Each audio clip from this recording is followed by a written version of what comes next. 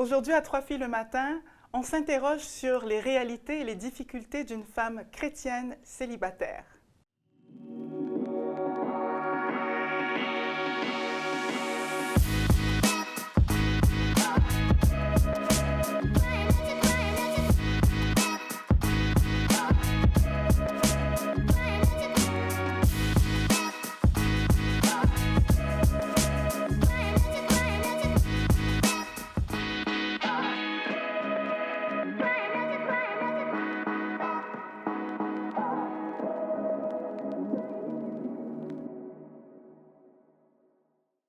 La saison du célibat chez une femme de foi, c'est pas toujours une ligne droite. Et pour en parler aujourd'hui, nous avons une invitée que j'aimerais vous présenter. Fanta est avec nous. Bonjour Muriel. Et bien sûr, notre chère Co-animatrice. co-animatrice, Nancy. Ben, bonjour Muriel. Bonjour Fanta. Bonjour Nancy. Je dis Fanta parce que oui, c'est vrai, moi j'ai l'habitude. Fait que ça se peut que pendant le long qu'on fait l'enregistrement, je dise Fanta. Mais en fait, c'est Fanta. C'est toujours la même personne. Oui. Mais je risque de me tromper, mais ça reste la même personne, oui, Muriel, effectivement. Fanta, Oui. tu es une femme entrepreneur. Tu as aussi un organisme pour femmes. Oui. Tu es une chrétienne. Tout à fait. Tu es tout nouvellement maman. Oui. Et tu es aussi célibataire. Oui. C'est comme la cerise sur le Oui, sundae. c'est ça décrit tout bien, oui. Est-ce qu'on peut parler aujourd'hui, est-ce que c'est vrai de dire que il y a des embûches, où il y a des empêchements, où il y a des difficultés dans la vie d'une femme célibataire, surtout lorsque c'est une femme de foi? Certainement, il y a énormément de difficultés en tant que femme de foi et célibataire. Je dirais que la plus grande des difficultés, c'est de trouver un homme qui a la même foi que nous. Ça, c'est vraiment très, très compliqué. Parce qu'on peut rencontrer plusieurs personnes intéressantes avec qui on a des échanges hyper intéressants, mais la foi de la personne t'empêche d'aller plus loin. Et tu sais que ça ne vient pas de Dieu parce que tu ne peux pas être avec un homme avec qui tu ne partages pas des moments de prière avec la même foi, selon moi. Donc, c'est vraiment ça qui est le plus difficile. Et qu'est-ce que ça amène, je ne sais pas moi, personnellement, je ne sais pas sur tes croyances ou sur ce que tu penses, est-ce que ça vient influencer justement ta façon de percevoir? Ça ne vient pas influencer du tout, même au contraire, comme je garde quand même la même foi et ça, je ne vais pas du tout diminuer ni faire de compromis. Mais c'est sûr que ça vient quand même rendre les choses un peu plus difficiles parce que dès que tu rencontres une personne, une des premières questions que moi je vais aborder, c'est est-ce que tu crois? La personne souvent les gens ils répondent oui, je crois en l'univers. Je crois aux énergies. Donc, tu sais déjà en partant que ça ne fonctionnera pas. Mais est-ce que ça arrive parce que... bon, ça fait quand même plusieurs années que tu es chrétienne. Oui. On connaît quand même une partie de ton parcours. Il y a eu, comme Muriel a dit, des hauts, des bas. Ça n'a pas toujours été évident. Non. Et puis, parce que toi, tu mentionnes, j'ai besoin de quelqu'un qui aurait la même foi et qui va avoir envie de prier le même Jésus, comme on dit. Oui. Mais est-ce que pour toi, dans ta part, dans tes difficultés, tu as déjà rencontré des personnes qui t'ont dit « Oui, on a la même foi. Oui, je crois en Jésus. » Puis que là, tu t'es fié sur le fait que cette personne-là pouvait croire, ce qui t'a peut-être emmené des fois à trébucher parce que tu croyais que cette personne-là... Ça, je pense que ça peut être une des grandes difficultés de croire qu'une personne a la même foi, puis que tu as l'impression que vous allez dans la même direction, mais finalement, c'est comme bang, finalement, c'est pas du tout la même direction. Parce comment tu fais pour voir... Mais en fait, c'est par rapport aux discussions que tu as avec la personne, c'est la connaissance. Puis souvent, les gens ils vont dire, oui, je crois, tu es comme, mais je ne suis pas très pratiquant, mais je crois, mais tu te rends compte que leur connaissance est quand même très limitée comparativement à la tienne, ou des fois, c'est peut-être la mienne aussi qui peut être limitée, c'est comme si selon eux. Mais tu vois que finalement, ils croient au Jésus qu'on présente de surface, mais ils ne connaissent pas en profondeur le Jésus que moi je prie. Donc, si tu es avec un homme et que vous n'avez pas la même profondeur de foi, ça devient difficile. Parce que de parler, disons, moi je crois vraiment comme que Jésus peut guérir. Je crois vraiment que Jésus peut changer une situation en un claquement de doigts. Je ne suis pas quelqu'un qui va se plaindre beaucoup. Un problème va arriver, pas de problème, Dieu est au contrôle. Mais je le crois fermement et fortement. Mais si l'autre personne n'a pas cette même foi-là, donc ça devient compliqué parce que la personne, si vous avez, disons, une situation problématique qui peut arriver, lui, il va vouloir aller chercher la solution dans le monde, alors que moi, je vais juste seulement aller vouloir le chercher avec la foi et je ne vais pas prier pendant une semaine ou jeûner pendant un mois. Je sais que mon Dieu guérit tout de suite. Donc, je dis, Seigneur, guéris-moi maintenant et j'ai foi que je suis guérie et je l'ai expérimenté tellement souvent. À plusieurs reprises. Exactement. Donc, tu dirais que ta valeur principale pour toi, c'est d'avoir une personne qui partage les mêmes croyances que toi. Oui, tout à fait. Au niveau de ton allégeance spirituelle, Exactement, chrétienne. Oui. C'est quoi alors, un peu comme Nancy disait tout à l'heure dans sa question, est-ce que c'est possible de rencontrer une personne justement, qui partage les mêmes croyances que toi, mais n'a pas le même niveau de foi? Est-ce que ça aussi, ce serait un empêchement? Est-ce que ce serait... Oui, justement, oui, ça serait un empêchement si c'est pas Parce le qu'on même voit niveau. souvent, justement, OK, on va dans la même église, on est de telle et telle allégeance, donc ça devrait être correct, ça devrait être bon, tout est réglé. Mais est-ce que c'est ça aussi la réalité? Oui, c'est ça aussi. Et puis, c'est pas si facile si la personne n'a pas le même, si on n'a pas la même profondeur de connaissance. C'est sûr que, par exemple, c'est une chose qui est importante. Je vais pas juger ni comme refuser tout le monde en me disant « Ah, il connaît pas assez » ou « Lui connaît trop ». C'est parce que chaque personne, on apprend. Moi-même, je connais pas tout. Moi-même, il y a des moments que je connaissais rien. Donc, chaque personne... Et même, tu peux rencontrer une personne qui est très intéressante, qui ne croit pas, mais si tu fermes la porte tout de suite, tu sais pas, comme c'est peut-être à travers toi que tu vas être cette personne-là aussi serait sauvée. Donc, moi, je vais discuter, mais quand même, là, en discutant, quand tu vois que la personne est totalement fermée, tu sais très bien que ça ne va pas aller plus loin. Donc, vous pouvez comme... Puis en même temps, c'est un terrain dangereux, je dois dire. C'est très dangereux. Fanta, parce que moi, quand tu me dis ça, je me dis, ça l'ouvre une porte à des femmes qui pourraient dire « Ah, ben je ne suis pas obligée d'en prendre un chrétien parce que peut-être... » C'est ça. C'est tellement c'est très dangereux, c'est ça. C'est très le nombre de fois que ça mince, arrive dans ce type de situation. On a une bonne volonté de dire « Ah, il va venir à Dieu, etc., etc. » Mais malheureusement, il y a quand même beaucoup de femmes qui ont réalisé que la personne voulait venir à Dieu, elle avait l'air super ouverte, mais finalement, de se rendre compte que c'était plus être avec toi qu'avec Dieu que la personne voulait. Mais et l'autre chose qui me fait peur à ce niveau-là, qui est arrivé quand même à plusieurs reprises aussi, je dis femmes, là, mais ça peut être à des hommes, mais on est une émission de femmes. C'est ça, exactement. Mais l'autre chose qui me fait peur aussi, c'est le fait de dire, tu sais, que, bon, on s'attache sur le fait que l'homme est ouvert, il va venir à Dieu, puis bon, un conte de fées va s'en suivre. Oui. Mais moi, ce que je portais à dire, c'est si la personne a envie de connaître Dieu, en principe, tu devrais être la deuxième, right? Tout à fait. Donc, si tu es la deuxième, moi, ce que je serais portée à dire, c'est laisse-le connaître Dieu, regarde-le de loin, attends de voir. Il faut qu'il connaisse Dieu en profondeur et être sûr que c'est Dieu qui veut et non pas connaître Dieu pour être avec toi. Fait que tu l'emmènes à connaître Dieu. Ça, je trouve ça génial. Oui. Sauf que... Il ne faut pas s'embarquer avant. Attends un bon bout. Soyez amis, attendez un bon bout pour être sûr que tu le regardes de loin. OK, il suit. Ah, ils viennent de vivre ça dans sa vie, ça n'a pas été facile. Il continue de suivre. Tu vas voir le caractère. Parce que si c'est toi qui l'emmènes puis que vous êtes déjà ensemble, tu ne vas pas finir par connaître le caractère de la personne dans les embûches, les joies, les difficultés, tout ça, avec le Seigneur. C'est mon expérience personnelle. C'est ton expérience, puis effectivement, c'est important. Puis est-ce que ce ne serait pas aussi la même chose avec une personne qui partage la même allégeance que toi, qui est chrétien depuis plusieurs années? Est-ce que ce ne serait pas le même principe aussi d'attendre, de voir? Il faut attendre, il ne faut pas aller trop vite. C'est ça, puis il y a différents aspects, différentes dimensions aussi où tu veux connaître la personne. Puis la première année, c'est toujours beau. C'est facile. Puis c'est pas parce qu'on est hypocrite, hein? Non. Tu sais, vraiment pas. Puis tu sais, on veut pas voir le méchant dans les gens, mais tu sais, moi, quand même, je me disais... sans être hypocrite, je veux être le mieux de moi-même. Oui, on donne toujours le meilleur. Puis c'est facile parce que, tu sais, on se voit pas tous les jours, on s'appelle, on apprend à se découvrir. Donc, en principe, on s'entend-tu que la première année est censée être la plus belle dans le sens que on apprend à se connaître. C'est tout.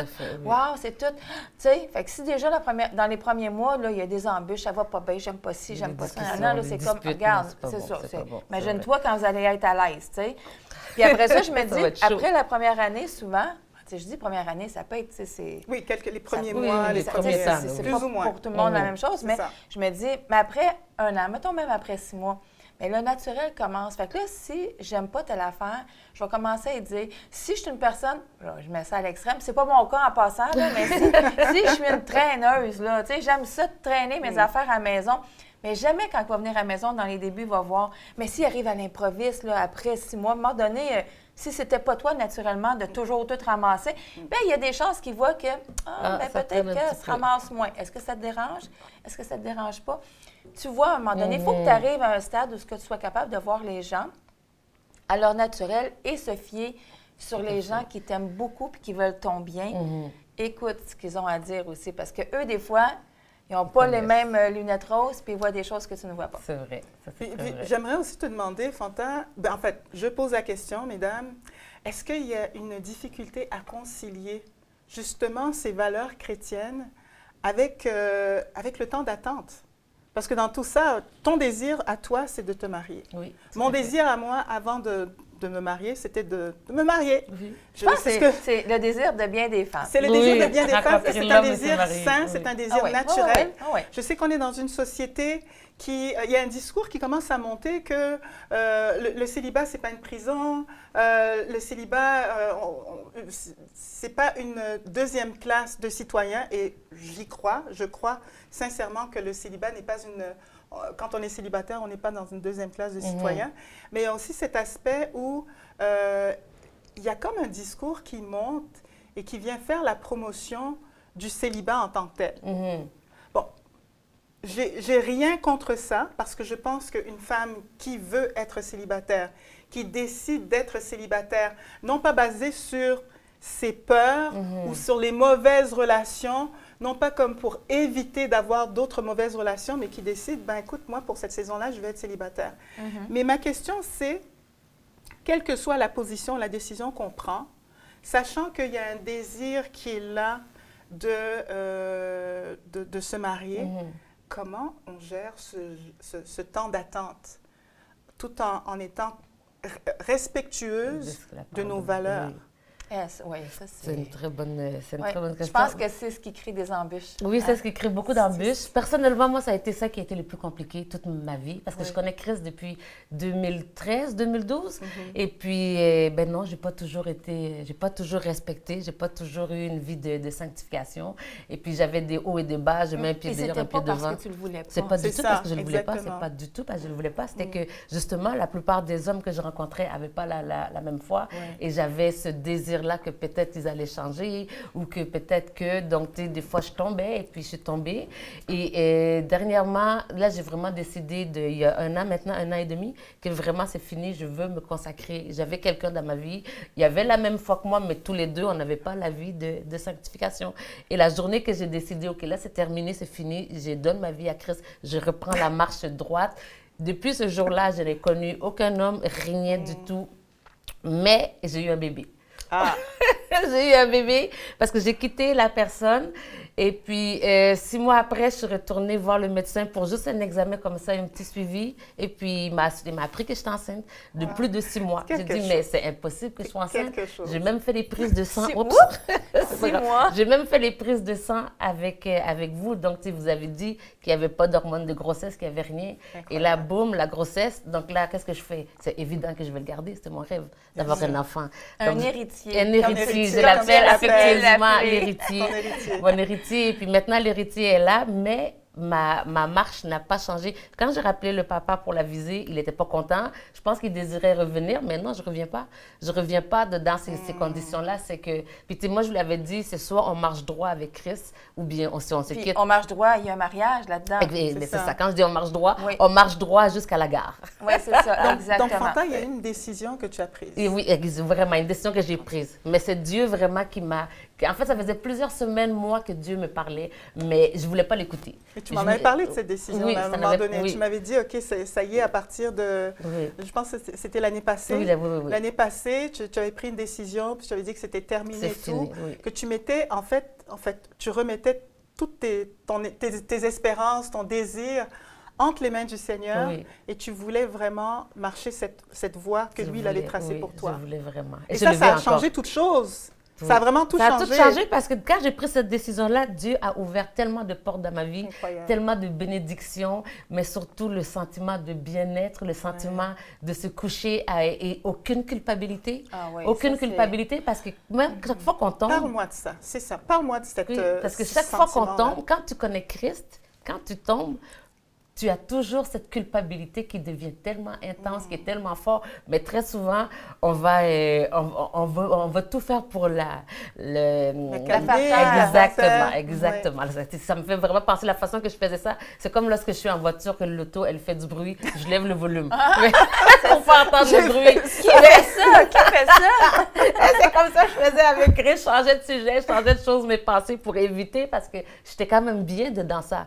Après ça, je revenais un peu. Donc, il y a ce sentiment-là de culpabilité, cette honte qui t'empêche de te présenter à l'église, cette honte qui t'empêche de te mettre à genoux parce que tu te dis, de toutes les façons, j'ai fait ça hier ou je vais le refaire demain ou je ne serai pas capable. Donc, tu as tout le temps cette petite... Donc, plus tu es dedans, plus tu t'éloignes de la parole, plus tu t'éloignes des moments de prière, plus tu t'éloignes de tous ces moments-là et tu deviens honteuse, même avec les gens. Et puis maintenant, comment tu veux parler de ce Christ-là à des gens alors que toi-même, tu es dedans quelque chose que tu sais qui n'est pas bon. Donc là aussi, ça vient t'empêcher de pouvoir amener la parole aux gens. Tu n'as pas l'épanouissement que Dieu veut pour toi exactement. parce que tu te mets des restrictions. Puis... Exactement. Fait que ça fait partie des grandes difficultés, comme tu mentionnes, la grande difficulté. Puis, si tu permets, Muriel, j'aurais une question par rapport aux grandes difficultés.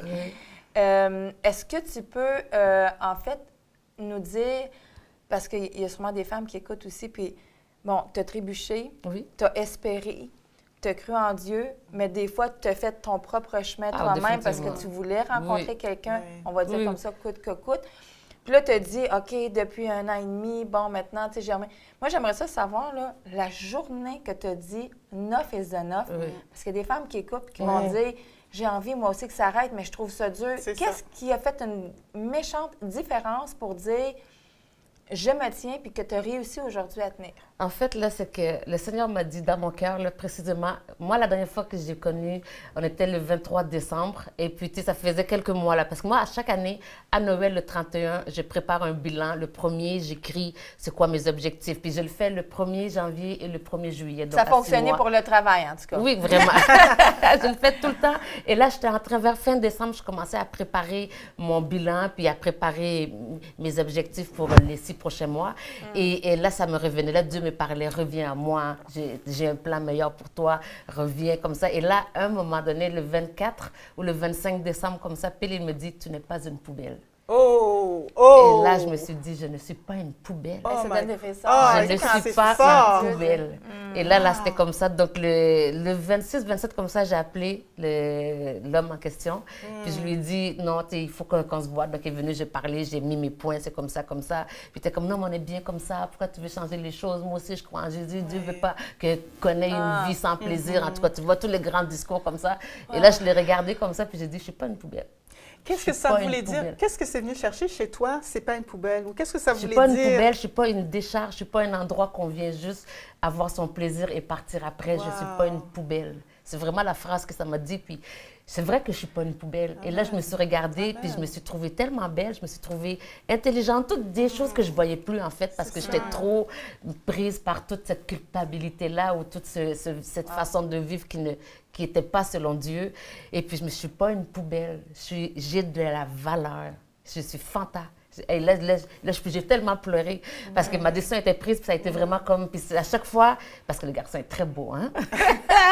Donc, des fois, quand il me rappelait, et il a fait ça de décembre peut-être jusqu'au mois de mai. Il venait me voir après le travail. Lui, il a perdu quelque chose. Il a tout essayé. Tu savais ça. On ne va pas t'envoyer quelqu'un que tu fais... Exact, et moyen. Non, il était vraiment top là. Oui, et puis, il a insisté, il appelait, il venait, il amenait des fleurs à la Saint-Valentin. Il a perdu quelque chose. Il a perdu une merveilleuse créature. Tu sais ce qu'il a perdu, lui. Mais ce qui est intéressant dans ce que tu dis, c'est que Dieu a comme restauré ton identité. Oui.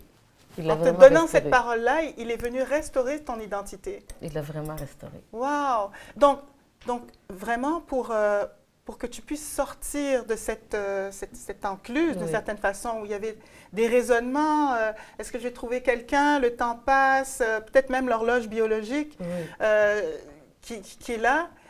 il a fallu que Dieu intervienne Oui. et qu'il te révèle comment lui te voit. Et oui, lui, il t'a posé une question.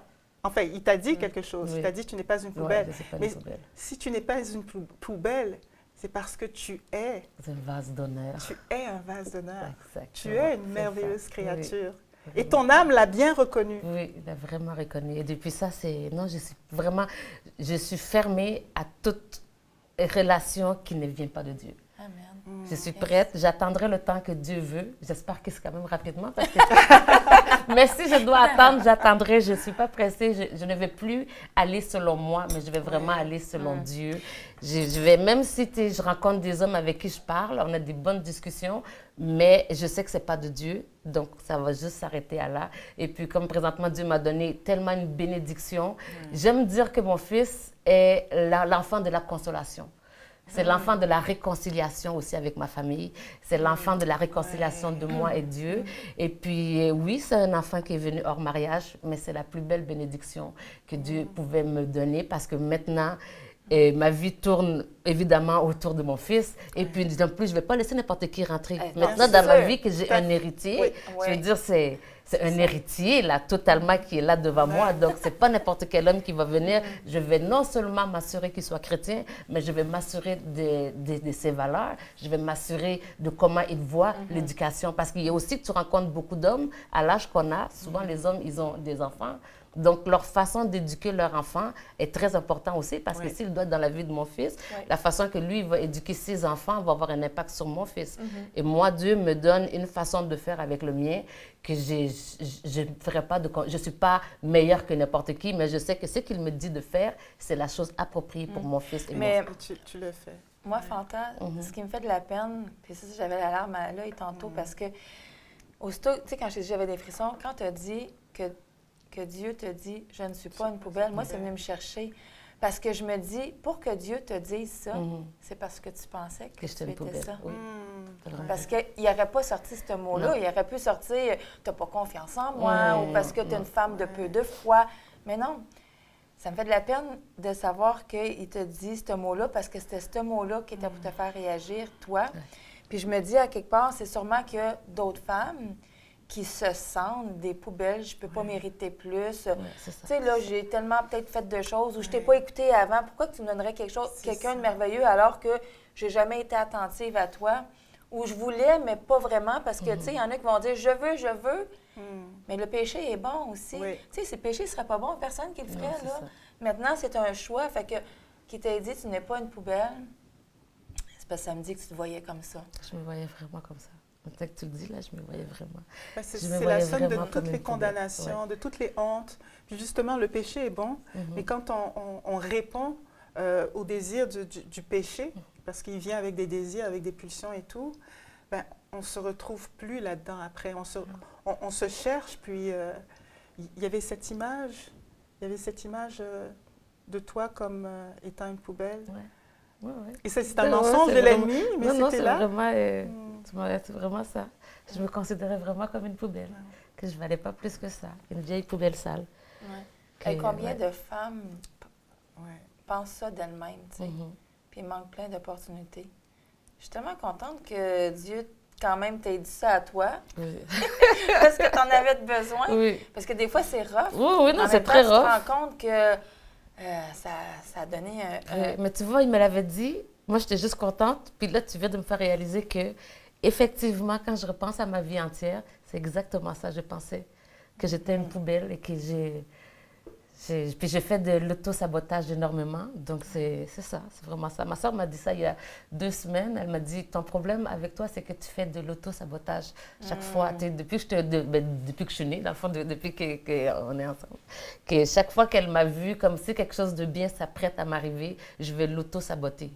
Puis ça aussi, je t'ai même appelé, en fait, on a même discuté de ça, qu'elle m'a dit que je fais toujours de l'auto-sabotage parce que j'arrive pas à me laisser aller, à faire confiance et à trouver que je vaux quelque chose. Donc, le fait de penser ça fait que si quelqu'un, a dit, même si quelqu'un de bien arriverait, tu ferais tout pour pas laisser la personne rentrer dans ta vie parce que tu n'es pas capable, Fanta. Je t'ai jamais vu, parce que je t'ai jamais vu avec quelqu'un, en fait, en relation. J'ai jamais été en relation réellement 2 fois et les 2 fois, les hommes m'ont totalement massacrée, menti, manipulée. Je me suis mariée déjà et le gars était déjà marié. J'étais la troisième sans savoir. J'avais des co-épouses.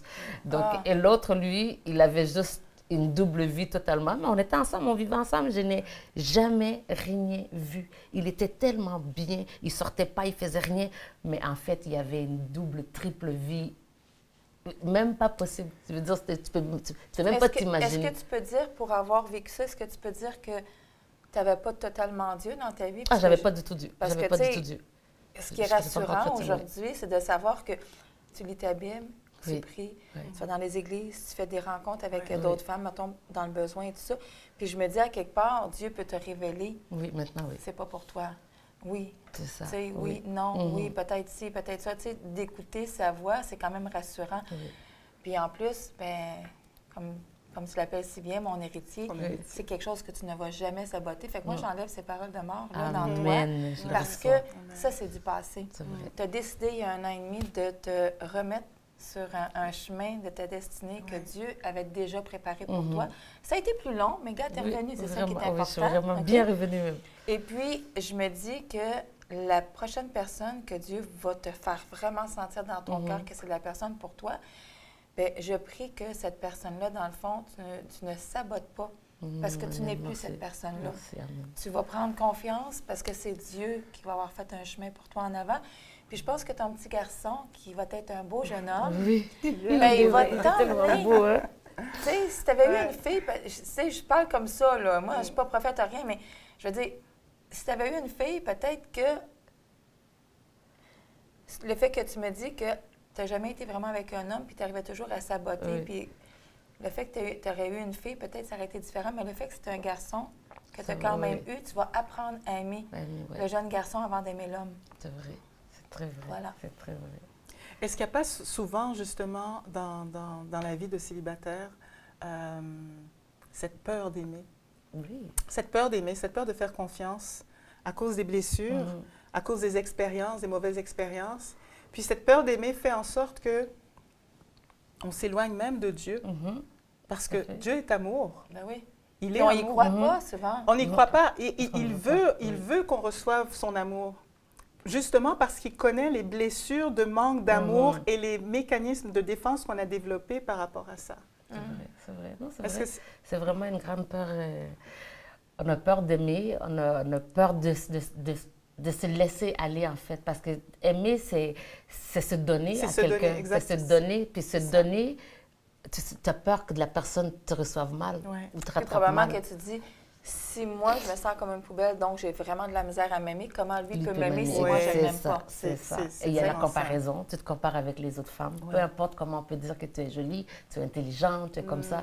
Les autres, moi, j'ai toujours eu ce sentiment-là. Maintenant, j'ai mis un mot dessus. C'est le syndrome de comme imposteur. Oui. Fait que ça, j'ai réalisé que j'ai ce syndrome-là dans toutes les sphères de ma vie. Pourtant, de l'extérieur, je suis quelqu'un de tellement forte, tellement... Tout ce que les gens décrivent de moi, j'ai toujours l'impression qu'on parle de quelqu'un d'autre, en fait. Des fois, je me retourne comme...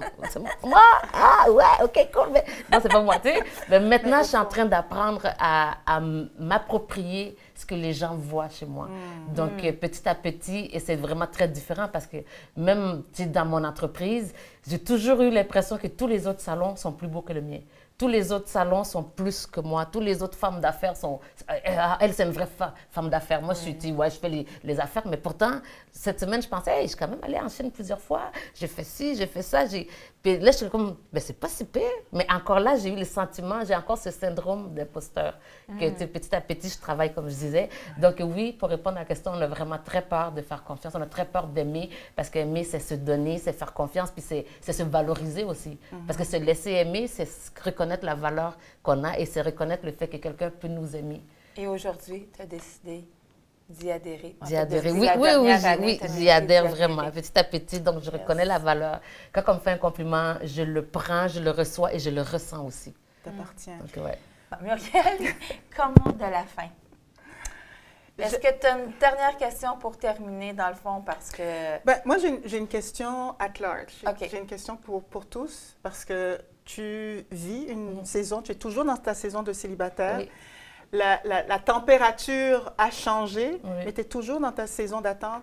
Nancy, je connais ton histoire. Tu as eu aussi une période de temps célibataire, j'en ai eu une. Puis la question que j'aimerais lancer à large, peut-être que je suis en train d'ouvrir la conversation, c'est quel serait le rôle de l'Église, de la communauté de l'Église, des frères et des sœurs, pour justement accompagner et pour permettre que ce temps de célibat, ce temps d'attente soit plus approprié, peut-être plus cohérent avec les valeurs qu'on a, avec les valeurs chrétiennes. Comment est-ce que l'Église, comment nous, qui font partie de l'Église, comment est-ce que tu aurais voulu être accompagné? Comment est-ce que tu aurais pu être accompagné? Qu'est-ce qu'on peut faire pour justement peut-être reconnaître le célibat? On a beaucoup d'activités dans les églises. On a des activités pour les enfants, pour les ados, pour les couples, pour les personnes âgées, des fois même pour les mamans. Mais qu'est-ce qui se passe au niveau des célibataires? Donc, moi, j'aurais lancé cette question. Et Fanta, écoute, c'est avec beaucoup, beaucoup d'authenticité que tu nous as ouvert ton cœur. Je savais que ça allait être une très, très belle conversation qu'on a eue. Merci d'avoir été là. Puis, ce que j'entends, c'est que tout a commencé. Tu es passé d'une certaine façon de la honte à te connaître, à savoir qui tu es, en prenant cette décision avec le Seigneur. Oui, vraiment. Vraiment. C'est avec la décision que le Seigneur est en train de me montrer comment lui me voit et comment je dois me voir parce que c'est ça que je suis. Je suis merveilleuse en fait. Amen. C'est ce que lui me dit. Donc, c'est ce que je veux. Je veux que l'homme qui va venir vers moi, que Dieu va envoyer, celui de qui je serai pris de la côte, qu'il me voit comme ça aussi. J'aimerais dire à toutes les femmes que vous êtes de merveilleuses créatures et que Dieu vous voit de façon merveilleuse. Amen. Et que, quelle que soit la saison dans laquelle vous êtes dans votre célibat, peut-être que c'est un célibat résolu, un célibat difficile, un célibat avec beaucoup d'obstacles, vous êtes quand même une merveilleuse créature pour Dieu. Yes.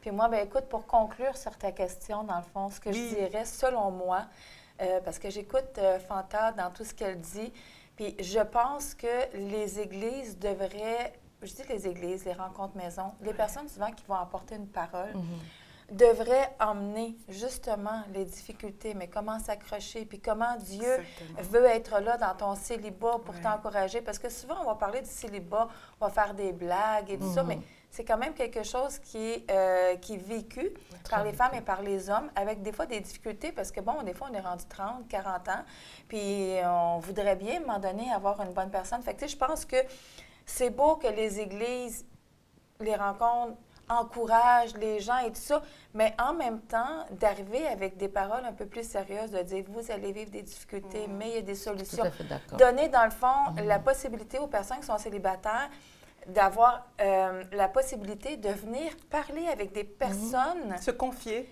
Parce que souvent, on a peur, qu'est-ce qu'ils vont dire? Ah, bon, j'ai fait telle affaire, j'ai tombé ou quoi que ce soit.